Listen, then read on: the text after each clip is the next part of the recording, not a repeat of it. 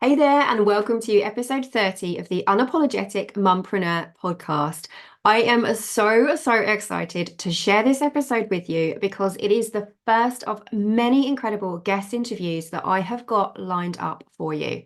Over the coming months, I'm going to be hitting publish on some fantastic conversations with some amazing and incredibly inspiring mompreneurs who are sharing their best tips and strategies for all things mum life and biz life, so that you can go from surviving to thriving in your mompreneur journey. Not only that, but they are also sharing what living an unapologetic life means to them, how they are maintaining that mompreneur work-life balance, and how they are creating a biz and family life they love that is on their terms without worrying about what other people think.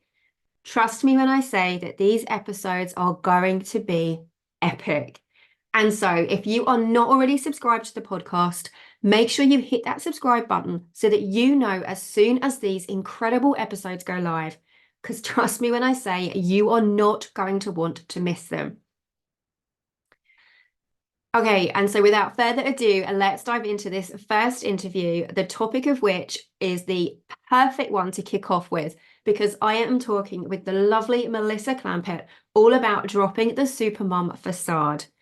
Melissa is a guide for high achieving yet overwhelmed mamas, women that want to do it all but are left stressed out, unsure about how much more they can take. She supports them to drop that supermom facade so that they can actually start to enjoy their life, live in alignment, and experience more ease and joy. She's also the host of the Reawakened Mum podcast, a dynamic speaker, wife, and mama to 3 boys.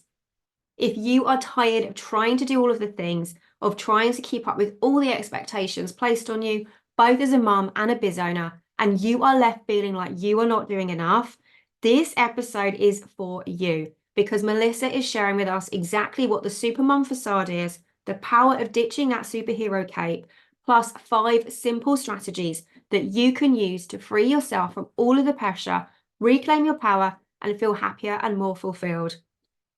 So go grab a cup of coffee, curl up on that sofa, put those headphones in, and hang out with Melissa and I as we talk all about how to drop the supermum facade so that you can go from surviving to thriving, both as a mum and as the boss of your biz. Welcome to the Unapologetic Mompreneur, the podcast for mums with an online business who are ready to take back their time, home, business, and self so they can restore the balance and thrive, both at home and at work, without feeling like they have to choose between the two. I'm your host, Sarah Dew, life and biz coach for mompreneurs. I'm also a mum, stepmom, wife, introvert, breast cancer survivor, and your mentor for making a change for the better. I've learned how to go from surviving to thriving and unapologetically create a business I love and the life I want for me and my family without worrying about what other people think. And now I'm here to help you do the same. Because being an unapologetic mompreneur doesn't mean that we're selfish or that we don't care about others. It simply means that we are not afraid to show up as our true, authentic selves, to step into our purpose, do what we know is right for ourselves and the ones we love, and take the steps we need to take to make our dream life and business a reality. Join me each week where I'll be sharing all of my best tips and strategies, plus the occasional dose of tough but gentle love to help you feel empowered, motivated, and confident to take action so that you can become the mum, wife, biz owner, and woman you know you are meant and deserve to be. So, are you ready to unapologetically create a business and life you love? Let's do this.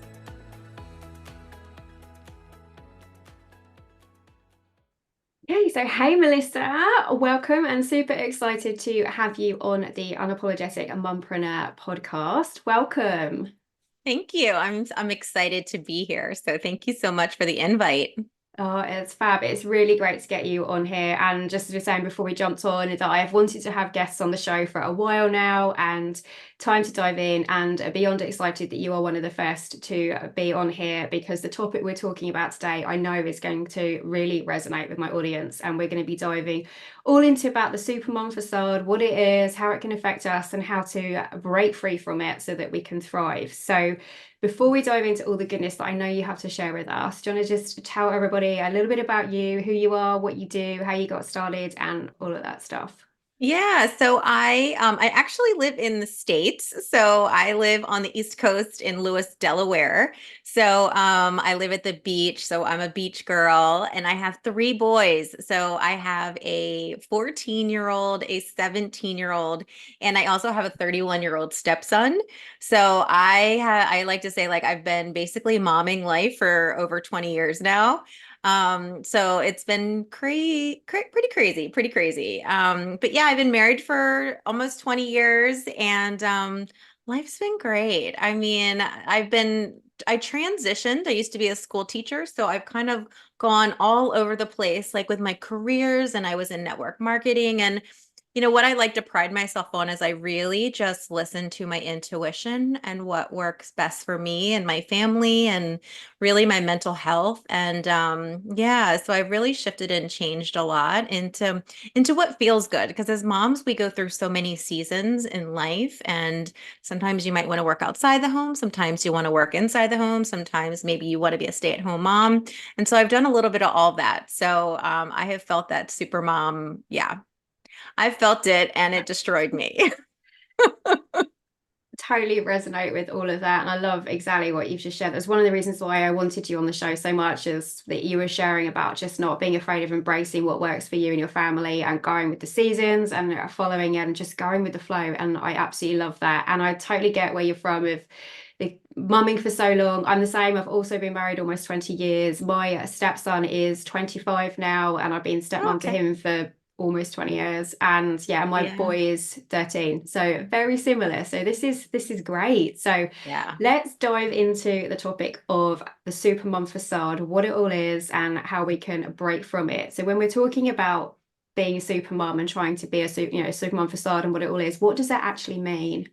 Yeah. So I want to, is it okay if I share like a brief story on Yeah, when I do realized this? love So this stories. was, so in about 2010, I would say, or maybe it's like 20, I like to say it's between 2010 and 2012, because like, I don't know, mom brain and like life and years, it's just hard, right? But around that time, I had left teaching. I had two boys at home under the age of 4. I was president of the Moms Club. My husband has always been in the restaurant industry, so he worked a lot. I was taking my kids to all the things, doing like technically what I thought a good mom Uh-huh. was supposed to be doing, the cooking, the cleaning, the taking care of my kids, like never doing anything for myself.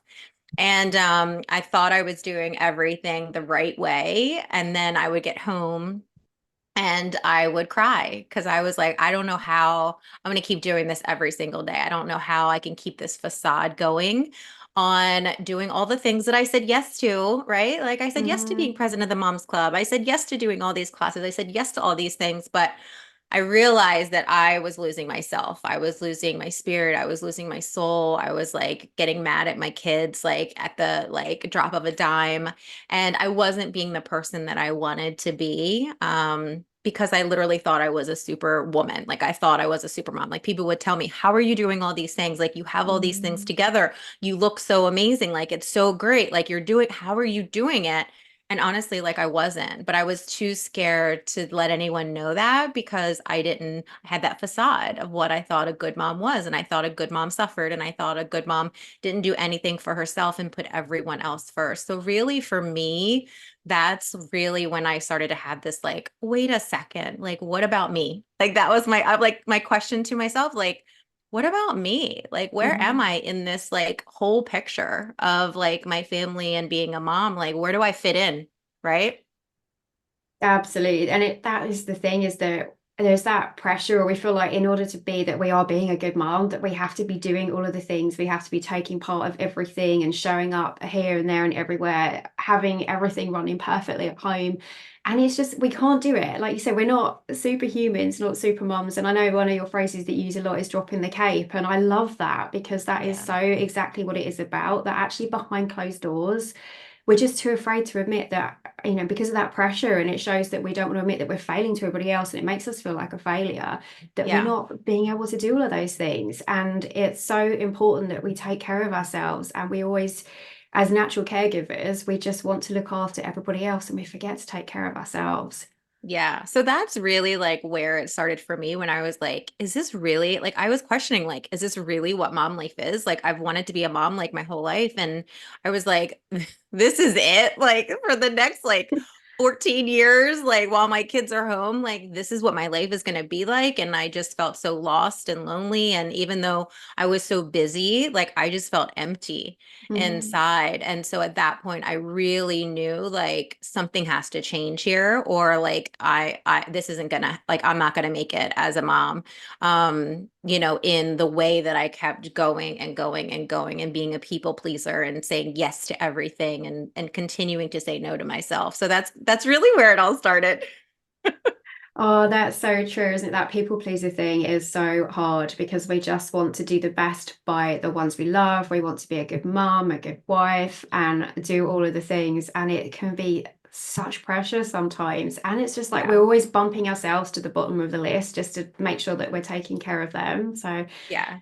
I love that. And I know that you've got some strategies. You've got some 5 strategies that you're going to share with us of how Yeah. to actually ditch that mum facade and everything. So, how did you get to come and realize that those were the strategies that you're going to share with us that were the step to doing it? And once you had that like moment of, I can't do this anymore. This is really what it's going to be like for the next 14 years. And so, how did you make that transition then to actually then starting to sort of break free with that and then come up with the strategies that you're going to share with us? Yeah, I think it was just that like that moment of like sitting in my closet and being like, I can't do this. Like I literally like I have no idea how I'm gonna keep going with all the commitments that I've said yes to. That facade. And so like for me, that first realization was realizing like I can't do it all. Like I literally can't. Like that is like my first tip is just knowing that you can't do it all and you should never expect that you should because nobody is. So Mhm. back then, like there really wasn't a lot of social media. So it was like reading magazines and things like that or seeing movies.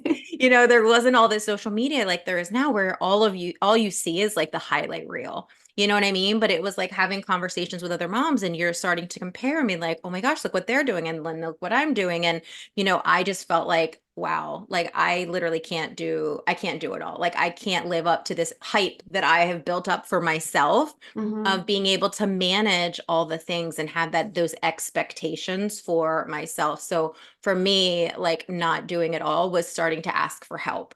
And that's like my tip number 2, where that's where I really feel like the load started to lift when I really started to ask people for help, whether it was taking care of my kids, talking to my husband and being like, listen, like how can we work together? I thought I could do it all and I can't. I'm struggling. Like, how can we work together here? It was talking to my kids and saying, hey, we're a cohesive family here. Like, Yeah. it's not just mommy does everything for you. Like, let's have you help out and trying to make it fun and part of games versus like I'm cleaning up after them because I'm so frustrated. The house is a disaster and I just want it to be perfect and I just want it to be clean. And it was like, actually, why?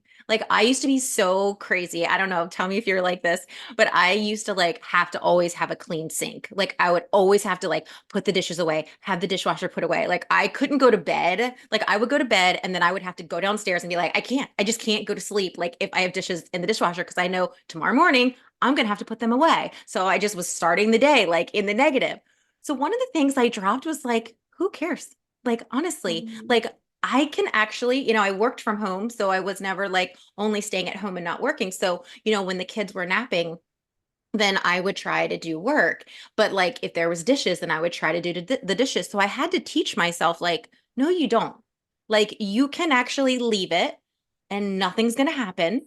Like it's going to be okay. Or you can leave the toys like in the hallway and on the steps and all the clothes everywhere and it's going to be okay. Like I had to learn to ask for help from others. My family, luckily, like my family is close by. So I would ask them for help. But then also I had to be able to receive help at the same time, which if we are perfectionists and we like everything to be perfect, or we think nobody else can do it as good as me, like that second part can sometimes be even harder than asking, but making sure we're receiving that help and then not like ripping people apart for the help that they gave us. And we're like, you didn't fold the towels the right way or whatever. So for me, that asking, like realizing I didn't have to do it all, realizing that I could say no, and realizing that I could ask for help, and that didn't make me any less of a mom. It didn't mean I didn't have everything together. It didn't mean I was a failure. That was huge for me because it really showed like I was courageous enough. I was brave enough. I knew my boundaries and I knew myself, that I knew that I needed other people in order to succeed. So those are the first two. Love that. And that there's such two important points is that first realizing that we cannot do it all, that it's just not possible for us to do everything, and nor that should we need to as well, that it's perfectly acceptable for asking for help. And those first two both fit so well together because there is that pressure there that if we're asking for help, it makes us feel like we're a failure.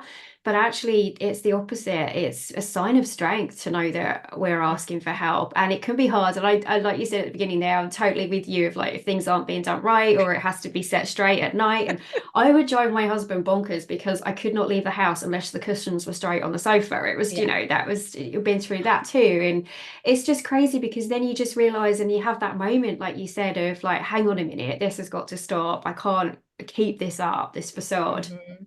Yeah. And letting go of the things that don't really matter and just saying it's okay to leave the dishes in the sink. And sometimes I think that pressure comes from us where we're putting the rules on ourselves as well, and Hmm. actually having those expectations aren't just expectations coming from outside.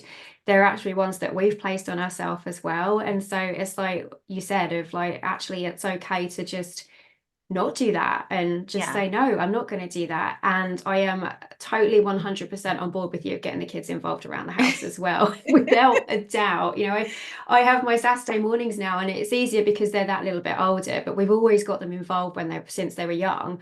Of Saturday mornings I get to sit and have a cup of coffee and read my book for half an hour while the eldest is cleaning the bathroom and hoovering and the youngest is sorting out the dogs and doing the dishwasher, because we've got them involved. And like you say, they're a family unit. We are a family Yeah. unit. It's Yeah. so important to get them involved. Yeah.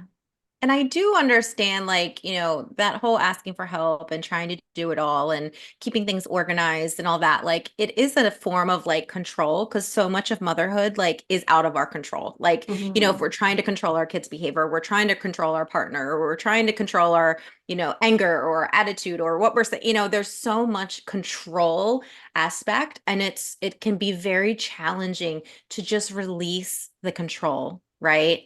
And like I'm just feeling that right now and like just like taking a breath because it's like once you release that control, like it just feels lighter. Like it just feels like, oh my gosh, like I don't have to try to control everything. I don't have to try to have everything in its perfect place like at all times. The world is still going to go on and you kind of let things go, and then, like, so many beautiful things take its place when we can Mm. release control of some things. Like, some things, like, you do need to have more control over, but those simple things where it's not life or death and it's not anything crazy. Like, if we can release that, like, it just helps us ease into not being so overwhelmed and stressed out. Because, like you said, like, a lot of those things are the things that we've put on ourselves. No one else has probably done that, told us those things, or maybe it's how we were raised and that's what we saw like our mothers Mhm. do.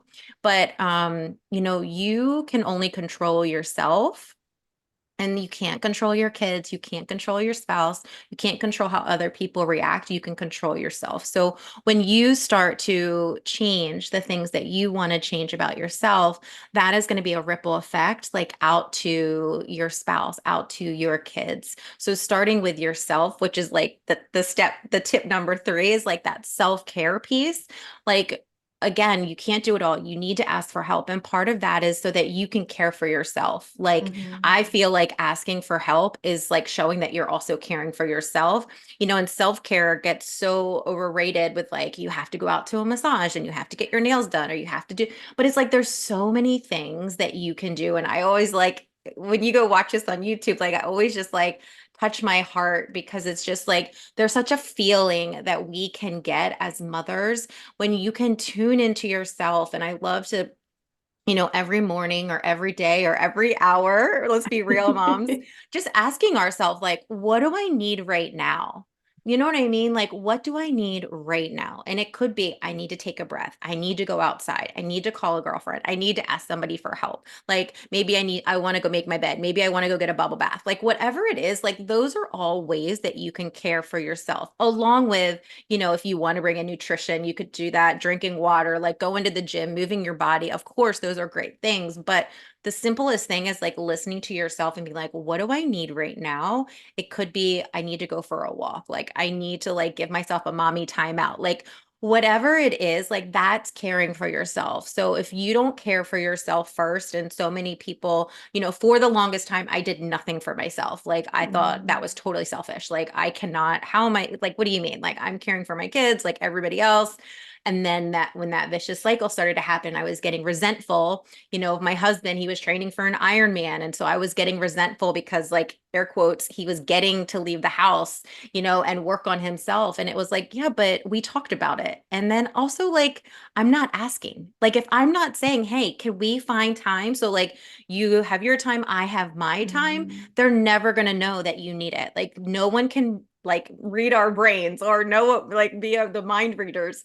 A lot of the time we don't even know what we want, but like when we get quiet and when we start to learn to listen to ourselves, that's really caring for yourself, even if it's just those 5 minutes. It doesn't have to be like this long, drawn out routine, but just taking what you need. And again, giving yourself that permission to know that you can shift and change. Like you don't always have to have the same morning routine. Like what worked Mm. for me, like pre pandemic, might not work for me now. Like I might not like to do like the crazy ninja classes and all these crazy warrior classes where like I'm just chill now and do like more yoga and Pilates. So give yourself permission to know like it's not always going to be the same, but like you should be taking care of yourself every single day in some way. And if you don't put it on your calendar, it's not going to happen. Oh, I couldn't agree more. There is definitely something about putting it on your calendar and honoring it like it's a doctor's appointment, because we're not going to miss our doctor's appointments, yet we still bump our self-care to the bottom of the list for the sake of another load of laundry and with our businesses of sending one more email, one more client call, and all of that stuff. And Yep. I love that you just said that, just like I totally agree that actually sometimes the simplest things are the things that matter most, and getting in touch with and actually just like you said, holding yourself and hands on the heart and just feeling yourself and everything. That is one of my favorite ways of, I will stand there when the kettle is boiling and I will do a few simple breathing exercises. Hmm. And if needs be, I will stand there and I will hug myself. And we just need that sometimes, don't we? Just those Absolutely. couple of minutes just to remind ourselves that we are actually there for ourselves too. And I think the point you made about not being afraid of actually sharing and saying that you need some time for you, and again, like having the doing the household chores with the kids and being a partnership, it's a partnership with your spouse as well, of making sure that both of you have time to fill your cups too. And Mhm. but like sometimes you were saying about you could feel resentful that you're not getting that time, but actually have we stopped to ask for it? And that was Mhm. something I realized for a while, that I would be the same, and my husband would go off to the gym 2 or 3 times a week and I'm sitting there thinking this is great, but I hadn't actually said, can I have some time for me too? Yeah. And once I did, he's like, well, why aren't you doing it? And it's just like, yeah. So it does Yeah. make such a difference. But I do think there's, like you said about being selfish, there is so much guilt attached and selfishness thing of like, it's a luxury to have self-care, but Mhm. it's not at all. We need to. And I think there's nothing more selfless than taking care of us first so that we Mhm. can then Yeah. take care of the ones we Yeah. love. And like I said, like when your kids are little, self-care, you can also include your kids. So like if you love getting outside in nature, but maybe it's a time when your kids are home, take them out for a walk, put them in the stroller, get outside, go for a bike ride together, because you're bonding, but you're getting that fresh air. You're like building your oxytocin. Like there's so many great things about all of those things, like physical activity, being out in nature, playing with your kids. Like it doesn't always have to be separate if there isn't like a chance that, okay, well, during the day they're home from school and I'm home and I don't have anyone right now. Okay, like let's make this work. You know what I mean? Like let's find a way to make this happen. And if your kids enjoy being outside, it's going to tire them out. So maybe they'll take a better nap or they'll go to sleep and sleep through the night. Like do it. And then you're having fun together. And that's like number four is joy. So like having things that bring you joy. And if like going outside, running, doing a lot of the time, like I like to think of joy are the things that we used to do like when we were younger, right? Because Hmm. so many times, like, I talk to so many people where I asked this one woman one time, well, what did you used to love to do? And she's like, oh my gosh, I used to love to draw and do art. She's like, but I just don't have time anymore. I'm just too busy. And it's like, okay, again, it's making the time. Like we have so much time in the day that we probably waste. Like think about how much time we're on social media, just like Hmm. scrolling, and that can be self-care time, my friends. Like that could literally be if that's your pleasure and you're like, that's what brings me joy, like looking at cat videos, like listening to a silly podcast, like whatever it is, like that's joy. That could be part of your self-care. If it's something that brings you joy, something that you're learning and it's for you, like that's the best. But like it's so many things like roller skating. I used to do roller derby. I forgot how much I loved to roller Amazing. skate. Yeah, until I went to my nephew's birthday party and I was like, I forgot I love to roller skate. And that led me into like a 3-year career doing roller derby, like riding horses. I used to ride horses when I was younger, collecting leaves. Like I love going out in nature and collecting leaves. So, think about like, I recommend to you, like make a list. One year I made a joy list. It was 100 things. And it could be like as simple as a bubble bath. It could be as simple as like wearing my favorite sweatpants, having coffee first thing in the morning, like getting my hair done, like whatever, dancing in the kitchen, like anything that brings you joy. And it could be those things outside of the house, like listening to music, going to concerts, playing the guitar. But think about those things and make sure you can incorporate those something from your joy list, like into it would be great if you could do it daily. But if it's something that's not possible, at least you're doing something weekly and you're thinking about those things and you're being intentional. Intentional. Yeah. Okay. I don't know why I thought I missed a syllable. Intentionable, maybe that's it, with that time. So that's like your self-care, that's your joy. But just making sure that you're doing something for yourself. Because I know so many moms that's like, what do you do for fun? And crickets. Like they have no Mm. idea. Because I do also think that, and I think about this too when you're a mom, and I don't know, maybe I'm the only one, but I don't think I am. Like you think of yourself as like, well, I'm not the one that has the fun. Like I'm the one that comes in and I'm the disciplinarian. I make sure everything gets done. Like I'm the one that's like this. We got to get here. We got to do that. I can't go play because I got to clean up. I got to cook dinner. So sometimes we can get that like, well, I can't have the fun. Like I'm not the fun one. And I think we really, and I mean, I have said this to myself. I feel like I still say this like to this day, and my kids are teenagers now, but it's like, I feel like we have to get rid of that mentality because yes, we can have fun and we're meant to have fun. So like making sure, but we also have those things that bring us joy. Like that's part of it because if we're having joy in our life, like it's just going to make us better moms and human beings. Absolutely. And that is definitely one of the best ways to fill our cup. It's not just about, the spa would be great, but actually it's the small things that really bring us joy and even tapping back into like our childhood things that we loved. And that made me smile. You said about skating, because I used to love rollerblading and that was one of my things that I used to love doing. And for me, rather than collecting leaves, it was collecting fossils and, all those sort of things and coloring and you just forget Yeah. and lose touch. And I think because we're so focused on bringing up our babies and doing all of the things that we lose touch of those things that make us us and the things that we love doing, and to be able to tap back into it and really go back and think, what did I love doing as a child when I went off and I was on my own and I was playing by myself?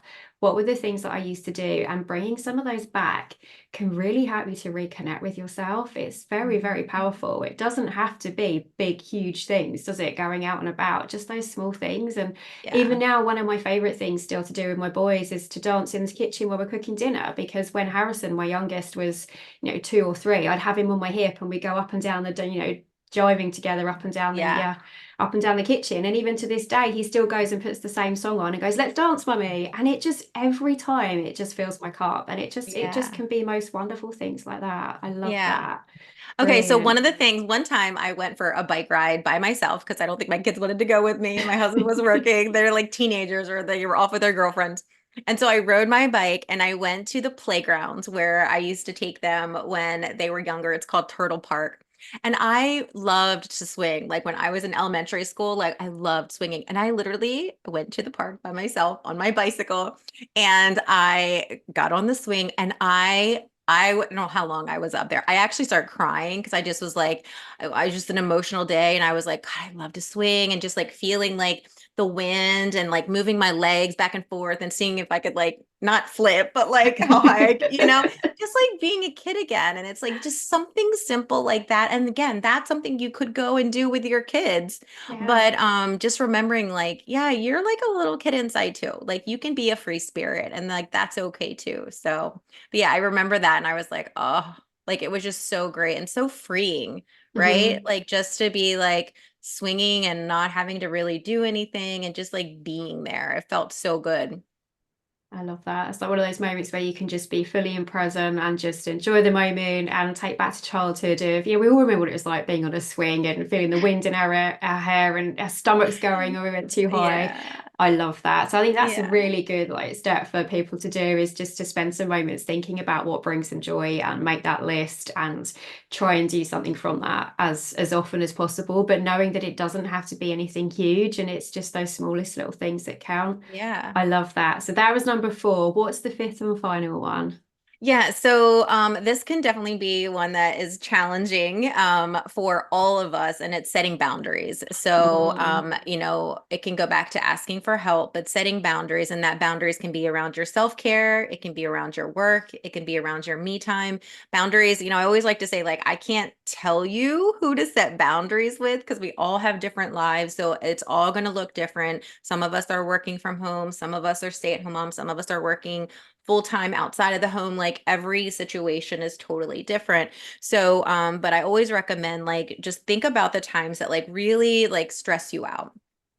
So those times, so maybe it is like bedtime, or maybe it's like first thing in the morning, those places where you can ask for help, or maybe you're not getting any self-care time. So I like to look at my calendar and I like to, I color code, like I'm a big color coder. But I make sure like I set a boundary for myself. Like I am doing at least three things for myself every single week, like outside of the house, whether that's going to the gym, whether that's going and floating, like whether that's meeting a friend, like I'm being very intentional with my time to make sure I'm setting time for myself. So whatever that may be, that could be your self-care time, like every single morning from like 6 to 6:30, that's mommy time. Like my kids don't bother me, like whatever it may be. Like my husband takes care of the kids. This is my time to myself, whatever that is. But I always like to say, like, when you're setting your boundaries, and you can also set boundaries with people. So if there's people that maybe bring you down or don't have the best energy, or like you're high energy and they kind of bring your battery down a little bit, then set boundaries with those people. So like you don't always have to pick the phone up when someone calls you. You don't have to text back right away. If you have your work day and you work from home, like that doesn't mean someone can just stop by whenever they mm, want if you're trying to work. So boundaries, it's having those conversations with people. But I didn't bring them in here with me like today since we're podcasting, but I like to think of boundaries as like the stakes that you put outside, like when you have like you're setting a boundary around your house, right? So you uh-huh. just bought property, they put like the property boundary stakes into the ground. And when you first set a boundary, you're like, oh my God, I'm going to the gym every single day in the morning. You feel so good. And your boundary is like so tight and it feels great. And then like by like day two or three, like it starts to wiggle a little bit. Something happens, somebody gets sick, there's a fog delay, like whatever happens. It's the same thing with your boundaries that you set outside, right? Those stakes. So at first, like they're in there, they're really tight. Like you know exactly where that property is. There's no moving it. But then what happens? It starts to rain, like the wind blows a little bit, like something ends up happening, and like the boundary stakes get a little bit wobbly. And that's what happens with us and our boundaries that we set. Like we set the boundaries the first couple days, even with habits, right? You set a habit and you're so great for the first couple days. And then things start to happen, life starts to happen. And I always like to say, like, these are your boundaries. Like, you're allowed to shift and change. Like, you're allowed to change your boundaries whenever you want. You can make a tighter boundary. So, like, if you're in the process of like, you're at a new job, you're writing a book, like, whatever that is, like, you're doing your podcast, like, you're launching something, you might have super tight boundaries because you don't have as much wiggle room with your time. But Mhm. then after you're done, whatever that may be, then okay, like I have a little bit more flexibility, you can expand your boundaries. So I don't like to look at boundaries. I think some people look at boundaries and it's like they're so rigid and they're so tight, and it leads you to more overwhelm, which we don't need as moms. So I Mhm. like to look at the boundaries as more flexible and knowing that like you can shift and change your boundaries, and you should reassess like the boundaries that you set to say, does this feel good to me? Like, was this a good boundary? Was I too harsh on my boundary? Like, it's too much, it's too little. I need to be, it needs to be harder. So just know like that you can shift and change your boundaries whenever you want. They aren't like steadfast and they're not in concrete and they're there forever. Like you're allowed to shift and change as you're shifting and changing and your situation is changing. So that's boundaries. I love that. It's such an important point because we can, like you said, we just sometimes there's that pressure that once they're set, that's what they are. And then it makes it feel so rigid that it's like, well, that's what I've decided. I can't possibly change that. Yeah. But things, the seasons change throughout the year and our kids, different things at work and all of that changes. That if our boundaries are so set solid, they're just going to rub up and they're not going to work for us. And the reason of having them is so that they are there to protect us, protect our well-being, and to keep us safe with what we let into and tolerate in our lives. And it's so Yeah. important that we adjust them as needed and not being afraid of reassessing them and switching them up. So I think that it's in itself just that mindset shift around boundaries is so freeing because they're meant to be there to work for us, and once we've set Yeah. them it doesn't mean that we can't change them. So Yeah, because what you don't want to happen is you don't want to have boundaries set and then you fail at your boundaries. So then you feel like a failure. And then you're like, why do I even try? You start that vicious cycle, negative self-talk like all over again. Really, it's there to be like, okay, well, here's my starting point. Let's try this out. Let's see how this works. And then maybe every week you relook at it and say, okay, like I'm taking baby steps and setting my boundaries. Like you don't have to go crazy and do boundaries all over the place. And then you are failing because you're like, now it's too hard. Now I'm overwhelmed because I forgot what I said my boundary was going to be. You know what I mean? So it's just yeah. like bite-sized pieces, my friends, bite-sized pieces. I love that. Bite-sized pizzas. Brilliant. So that's fantastic. That's the five strategies of knowing that we don't have to do it all and know that we should need to not be afraid of asking for help, for reminding ourselves that self-care is a priority, of doing the things that bring us joy and having at those boundaries. That's just so many great steps we could just do right away just to dive in and just drop that cape and Supermom facade. I love it. You mentioned as well, when we were chatting before jumping on, about creating an over wellness plan. What is that and how can that help? Yeah. I have a paper for that I can send you. I know I have like the freebie for the how to drop the Supermom facade, but like an over wellness plan, it's basically taking those things and listing them out. So listing out like, okay, what are ways that you can ask for help or who can you, oh my gosh, did you see the thumbs up? The thumbs up. Sorry. That was really cool. One time I had fireworks. I was like, what did I do? I thought you were giving me the thumbs up and then I forgot Zoom does that now. Anyway, That's really check clever. that out. But I I've just thought never that was seen that hilarious. before. Those in watching the YouTube video, you have to go and watch that bit. That was brilliant. Yeah. Oh, that's so hilarious. Because I was like, did you just give me a thumbs up? Thank you, Sarah. You like Definitely that one. sending you Okay, a cool. thumbs up. Yeah, but an over wellness plan. So the first step is who are your overwhelmed lifelines? So who are those people that you can call when you're feeling stressed out, when you're feeling overwhelmed? Because we all need to have those like one or two. It doesn't have to be 20 people, but like who are those close friends, family members? Who can you call when you're feeling overwhelmed, right? When you're feeling like I can't do this anymore. Like who are those people? So that's the first step. The second thing is who can you ask for help? So who and what can you ask for help for? So think of those times when you're feeling overwhelmed throughout the day. How can you help yourself? So how can you ask somebody else to help you during those times if possible? And again, that could be your kids, that could be your spouse. So people inside of your home. It doesn't have to be anyone outside of your home if possible.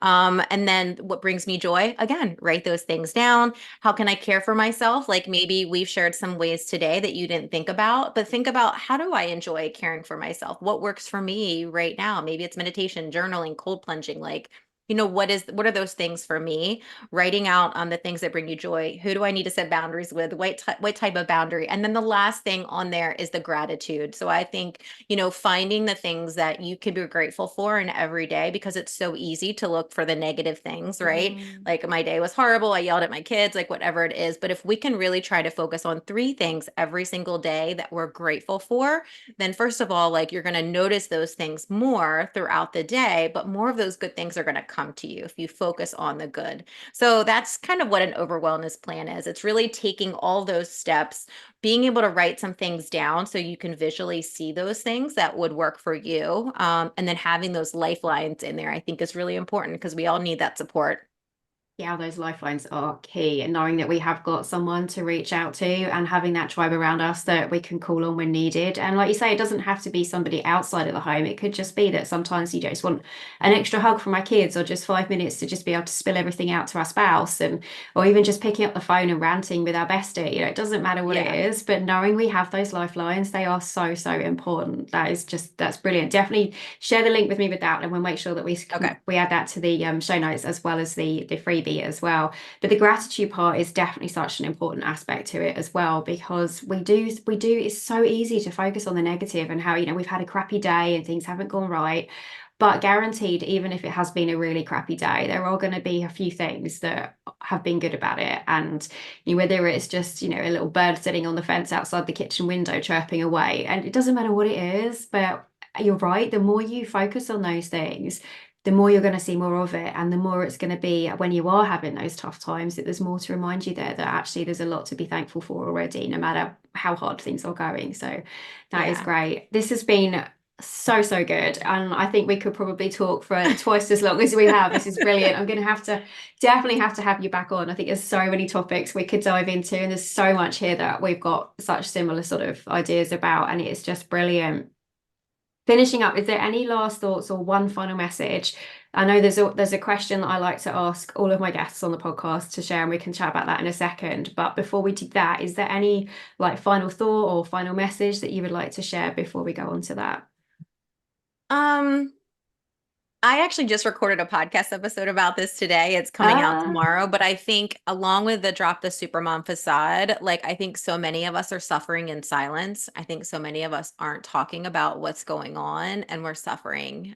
Even with those easy things, there's, things that are harder to get through, but just the simple everyday life of like doing it all, being stressed out, like all the different things that we aren't doing for ourselves we're suffering.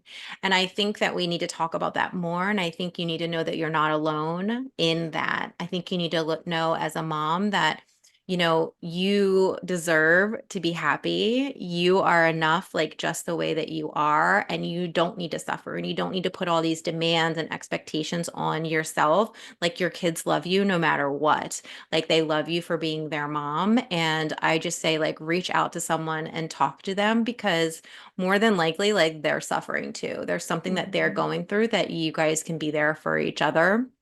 Um, and I think the more that we shine our light out into the world, it just creates that ripple effect for our kids and everyone else. The more that we can help ourselves and heal ourselves. That is such a wonderful way to finish up and wrap up. That is just such a beautiful message, and I love it, definitely. Oh, And we thanks. always feel like we're alone, but we're not, and we just need to reach out and know that it's do that and go back to those lifelines, like you said, and just reach out. Thank you so much. So that one question that I always like to ask my guests is, what does being unapologetic mean to you? And what does being an unapologetic mompreneur mean to you, and how are you showing up unapologetically every day, both as a mum and the boss of your business? Mm. I think for me, being unapologetically is really just being who I am. Like it's literally like I shared earlier, it's shifting and changing. It's being a school teacher and realizing, okay, that's not going to work for me, or I want to be a stay-at-home mom and take care of my kids and leave the profession when people thought that I was crazy. I was doing network marketing when people were like, "What are you doing? Like you're leaving your consistent career and selling jewelry." It's showing my kids that you can shift and change and you don't always have to stay the same, and you can have an idea and then you try it and say, well, I want to try something else. And then that's okay. So I think that is something that I really pride myself on. It's just like betting on myself and being unapologetically and like, this is who I am, and it doesn't make everyone happy. And it's not easy. Like, I'm not saying like, oh, this is so easy.